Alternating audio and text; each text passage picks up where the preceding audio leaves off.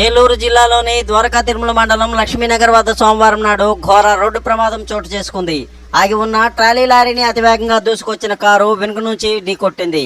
ఈ ప్రమాదంలో కారులో ఉన్న 4 దుర్మరణం చెందారు. మరో 2 తీవ్రంగా గాయపడ్డారు. మృతులు రాచబొత్తుని భాగ్యశ్రీ 26, బొమ్మ కమలాదేవి 53, నాగ నితిన్ కుమార్ 5గా గుర్తించారు. సమాచారం అందిన వెంటనే పోలీసులు అక్కడికి చేరుకుని మృతదేహాలను పోస్ట్ మార్టం నిమిత్తం ప్రభుత్వ ఆసుపత్రికి తరలించారు. గాయపడిన దుర్గావంశీ, బాలుడు నాగషణ్ముఖులను స్థానిక ఆసుపత్రికి తరలించి చికిత్సను అందిస్తున్నారు. మృతులు రాజవోలుకు చెందిన వారిగా తెలుస్తోంది. వీరంతా హైదరాబాద్ వెళ్లి తిరిగి వస్తుండగా ప్రమాదం జరిగినట్లు పోలీసులు గుర్తించారు. కేసు నమోదు చేసి పోలీసులు దర్యాప్తు చేస్తున్నారు. స్ఫూర్తి న్యూస్, ద్వారకా తిరుమల.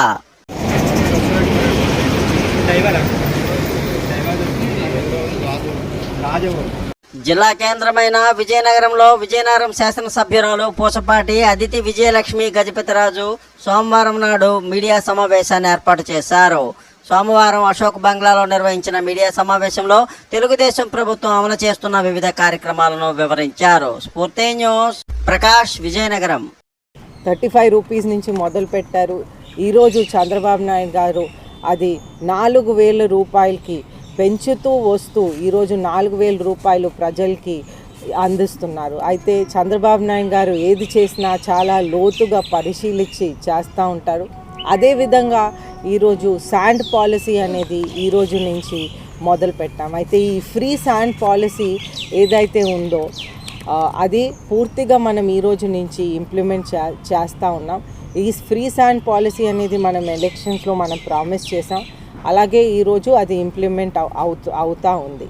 అయితే మనకి విజయనగరంలో ప్రత్యేకంగా ఒక ఇసుక రీచ్ అనేది లేదు. అయితే మన్యం జిల్లా నుంచి శ్రీకాకుళం నుంచి తీసుకొచ్చి మనం 3 ఏరియాస్లో ఇక్కడ డిపోస్లో పెడతాం. అయితే ఇక్కడైతే పెద్ద తాడివాడలో, అలాగే కొత్త వలస, అలాగే బొబ్బిలి గ్రోత్ సెంటర్లో పెట్టడం జరుగుతుంది. అక్కడి నుంచి ప్రజలు ఎవరికి కావాలంటే వాళ్ళు అక్కడికి వెళ్ళి యూపీఐ ద్వారా పేమెంట్ ఇచ్చి ఈ శాండ్ అనేది తీసుకువెళ్ళొచ్చు.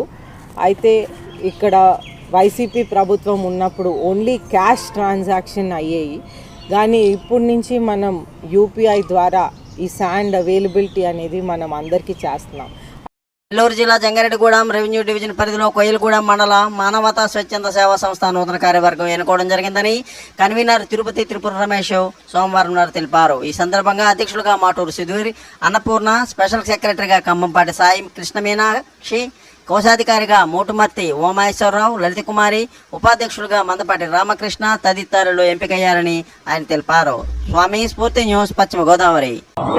మత ప్రాంతీయ భేదములు లేకుండా అందరము కలిసి ఒకే కుటుంబముగా మానవతా సంస్థ అభివృద్ధికై కృషి చేస్తామని, ఆపదలో ఉన్న అభాగ్యులకు మా వంతు సహకారం అందించి వారి జీవితాలలో వెలుగు నింపడానికి కృషి చేస్తామని, సంస్థ ఆర్థిక లావాదేవీలలో పూర్తి పారదర్శకత పాటిస్తామని, ప్రపంచ శాంతిని ఆకాంక్షిస్తూ అందరు శాంతిని కోరుకుంటూ భారతదేశ నిర్మాణంలో భాగస్వామిని అవుతానని మనస వాచ కర్మణ ప్రమాణము చేయుచున్నాను.